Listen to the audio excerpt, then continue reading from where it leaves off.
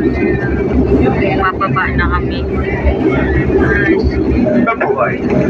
Philippine Airlines welcomes you to Manila. The time for convenience is 38 minutes past the hour of flight, and the date today is June 13, 2024. Please remain seated with your seatbelt fastened until the aircraft comes to complete step and the fasten seatbelt signs are switched. For passengers in assistance, please explain that our cabin crew and ground staff will be happy to assist you.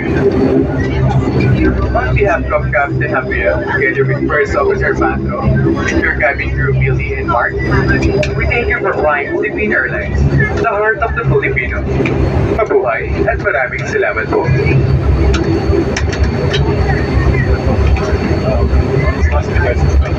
Mabuhay.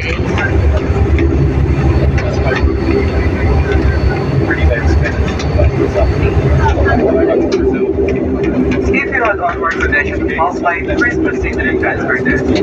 Passenger taking Pulse Flight departing from the EO1 may avail our free shuttle service. Our ground personnel will be happy to assist you.